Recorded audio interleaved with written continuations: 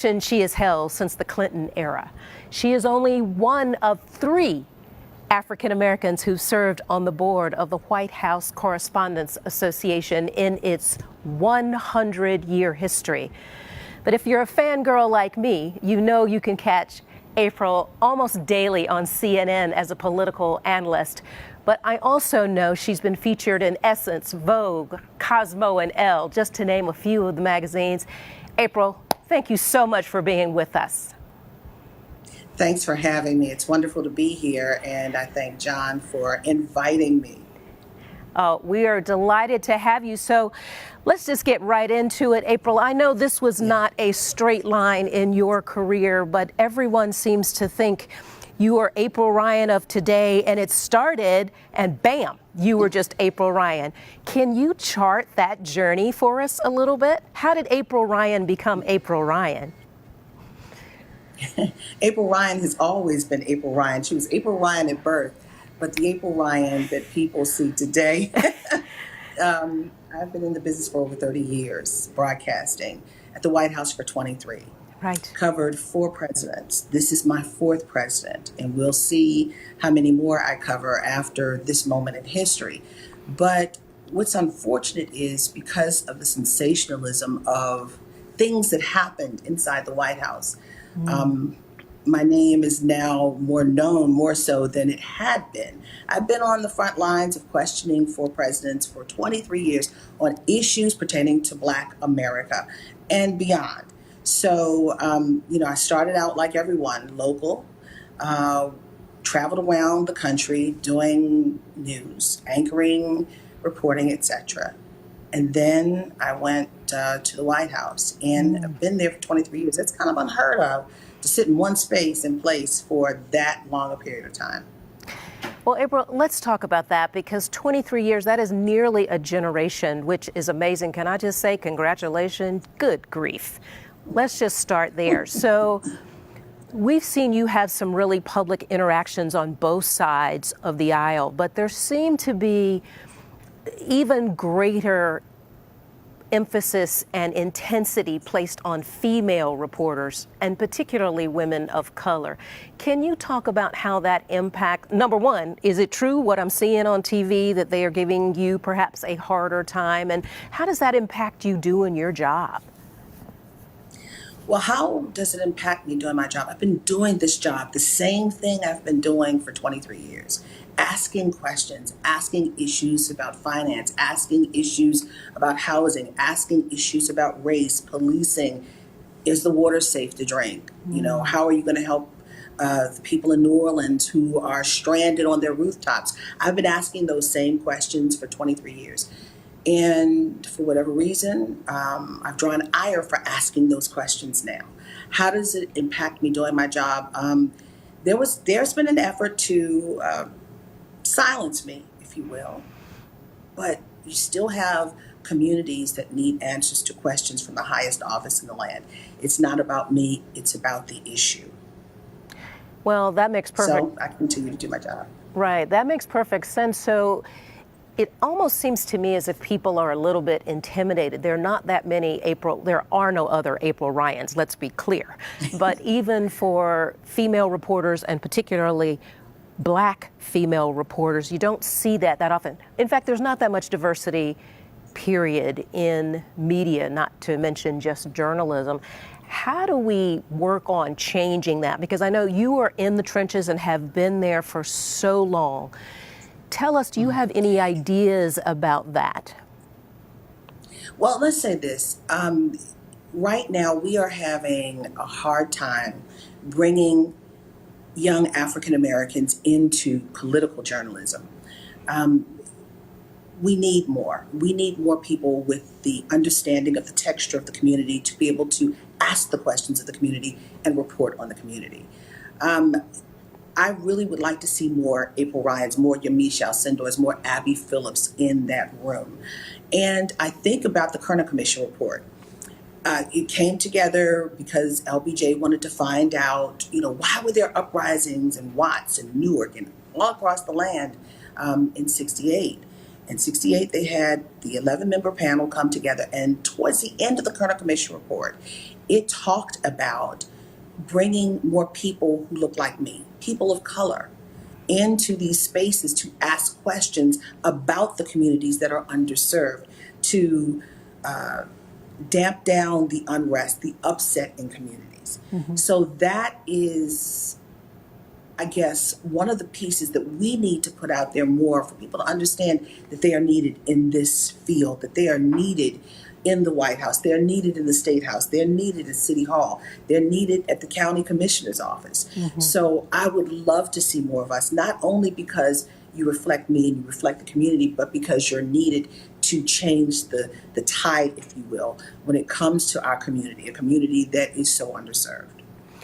Well, that speaks to having more people who can ask the questions, who look like you and me. Do you get any questions or any solicitations about the other side, about them developing a little bit more of a sensitivity about what's going on as opposed to just having folks come and ask them the questions?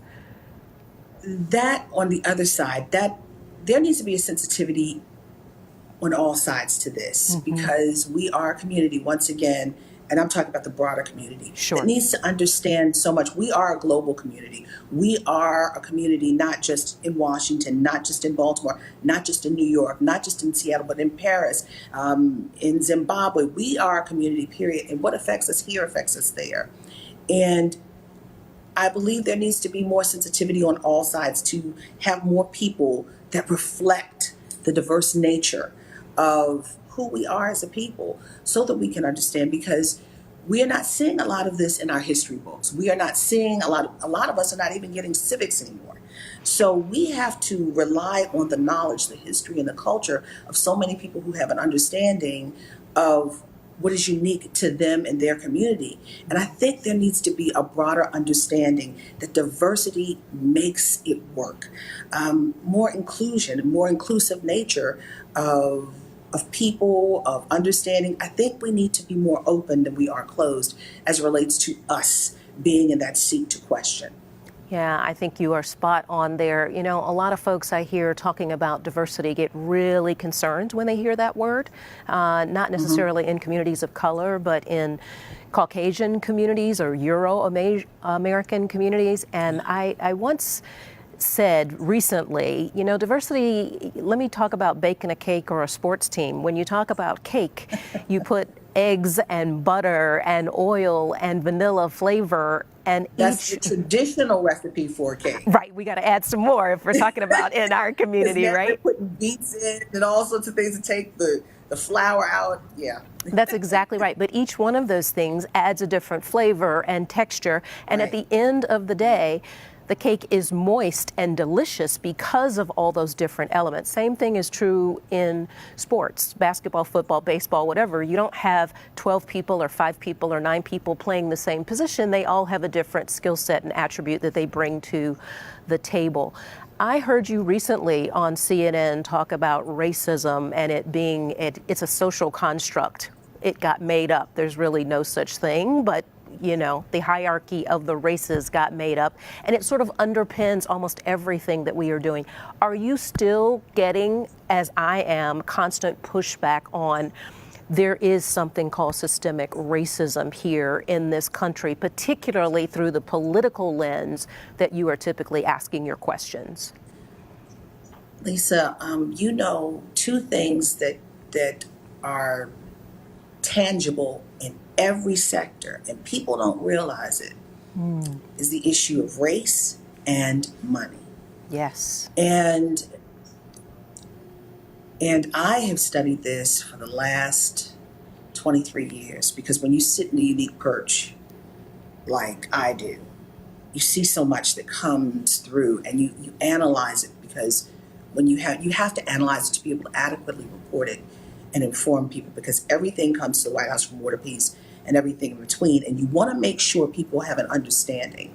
And with that said, the understanding that I have is that race touches every facet of life, whether you know it or not. And at issue, we thought we were a society when Barack Obama became president, that we were over racism. Girl, they and call it we were post-racial. We know that is not the case. post-racial, right? We thought we were over racism. Oh, he's now the head of the United States. He's the leader of the free world. Post-racial. But I said, no, no, no, we're not post-racial. We need to say we're post-Obama. And what does post-Obama look like? Right. It looks like this. We're in a polar opposite moment of that moment of trying to heal in various ways. And what does it look like? It looks like this. And depending upon what end of the spectrum you're on, you could say, hey, I'm here and I'm taking my country back, or I'm taking the world back, rightfully. If you're on another side, I'm scared of oppression. I'm scared of being shackled again. Even if there are invisible shackles, it's a shackle of oppression or not letting you into the room where it happened. Coining a phrase from Hamilton, the Broadway play. Right. But yeah, I'm thinking about, the late great Shirley Chisholm, the first Black woman to run for president in 1972. She said, if you don't have a seat at the table, bring a folding chair. And the question is now, that was in 72, she was talking about having a seat at the table. The question is now, are we allowed to go to the table anymore? Right. What does the table look like? Does it include us? So we are now, I'm not even going to say post-racial, I'm going to say we are post-Obama. This is a marker that we're in. These last 8 years or so, critical markers for issues of race in this country. And how we deal with race at this moment tells us which way we're going to go in the next 4 to 8 years. That makes perfect sense. And if we look back historically, it seems that every time there have been 2 steps forward, there have been 3 steps back, whether it was Lincoln freeing the slaves, and then we had Reconstruction, but then we had the black codes, and it's just Jim Crow laws. Jim Crow. Yeah, and then we have Obama, and now we have 45. Wait a minute, civil rights after Jim Crow. You're exactly correct. But I know that the trail that you have blazed has traversed 30 of those years, as you've said. And I know it wasn't all a straight up trajectory, but you have blazed a mighty wide trail. If you had to give some advice to young girls and women today who want to be the next April Ryan or April Ryan 2.0 or journalism in general, what would you have them know? I would not want anyone to be April Ryan. I want them to be uniquely themselves. When I first started out, people used to say, oh, you want to be like Oprah? I said, I never wanted to be like Oprah. I believe God blessed her tremendously with the gifts that she had. I couldn't handle what Oprah handles. I can handle what April handles. Right. But if we had a chance to talk to young girls who want to be April, first of all, believe in yourself. You can never overstudy. Understand it's not about you. It's about the good of all, the good of people. I mean, I would tell young girls to look at all facets of society. Get involved. You have yourself, but you stand as one, but you are 10,000 behind you. And for each stride that you make, you're bringing others along with you. So I think we have to remember we're not out of the realm where people are looking at us. People are always watching us. Sure. And we have to remember people are looking at us. And if they're looking at us, they are watching us maybe with a critical eye to see, that's a piece I want to take from her and take it for myself, or that's a piece I don't like. But nonetheless, we are models. We are role models for today and tomorrow. So think about it. I mean, did Harriet Tubman, when she went back wanting to get the slaves, do you think that she was worried about what history was going to say? She wanted to save the fruit, and we're the fruit. I think about those women, those 22 young women from the sorority that I'm from, Delta Sigma Theta Sorority Incorporated, when they were part of the suffrage movement. I don't know if they were really necessarily worried about history, but trying to advance the cause for all of us. And look at what they did. Right. So I think we have to look at ourselves, but also remember we stand as one, but we are 10,000. So that's what I would say to my younger sisters and even brothers. And just be mindful of who you are. You're uniquely made, and you can do it. If I did it, you can do it.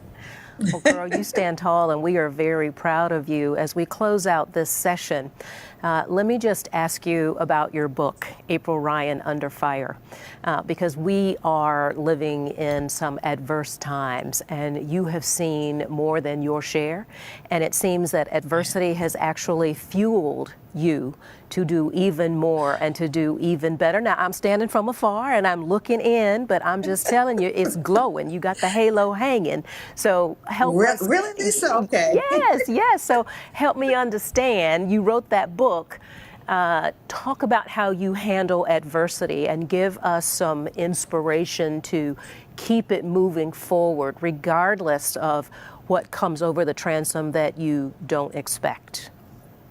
I think about what my late mother and father instilled in me, their consistency. One, I think about the fact that my mother used to always tell me when I was younger, and it was, I guess, was the building block for now. Nothing can prepare you for a president of the United States calling you out of your name, for the press secretaries to spotlight you, and for any news media to basically talk about you and put a target on your back.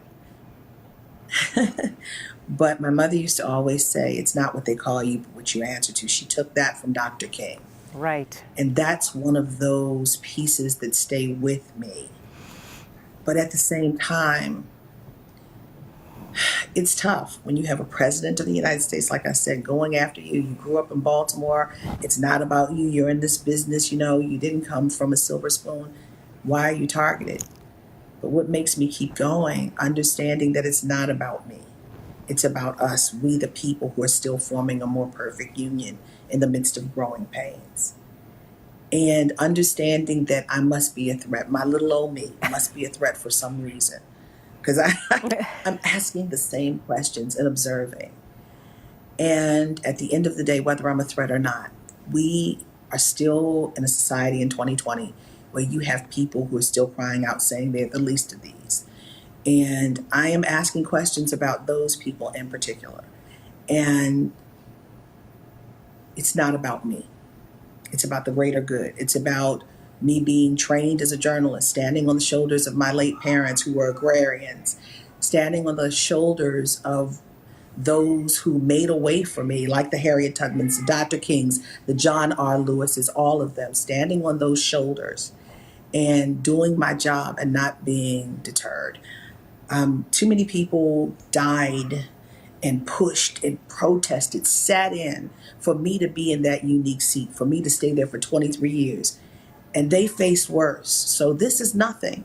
And the Kerner Commission basically wrote me into their report.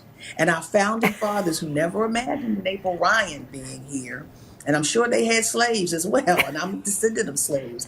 5 generations removed from the last known slave in my family, Joseph Dollar Brown, who was sold on the auction block in Fayetteville, North Carolina. I would be doing a disservice to everyone if I walked away because of name calling. It was harder than that too. I mean, death threats, had the bomb squad at my house. Wow. But no, I'm not walking away. So let me just thank you on behalf of all of us and tell you, girlfriend, you're not a threat. You're worse. You got traction. That's what you got. And we got you. So, girl, you got it. As a sister from another mister, we appreciate you. Thank you so very much. We are grateful. Thank you, Lisa. It was wonderful being with you. John Hope Bryant, you're a bad brother too. And I aspire to be you, my friend. You. No, I do. It's mutual admiration. Lisa, she is, in addition to everything you talked about, she's raising these incredible young, bright lights of hers as a responsible parent. She is an investor in Baltimore, Maryland. She has a beautiful residence she's bought and has gone up in value. She's bought investment real estate. She's trying to buy the block. She's trying to encourage her neighbors to buy the block. So not only is she a political voice and a community voice, she's also an economic voice in the vein of Frederick Douglass, who lived there in Baltimore and owned $6 million worth of real estate in 1865. And he Wow. rented that real estate out to working class blacks, which gave him the financial freedom to be a, well, we call him an abolitionist, but we forget he was actually a businessman. Yeah. There's so much more to April Ryan than what people see on the television set or read in the paper.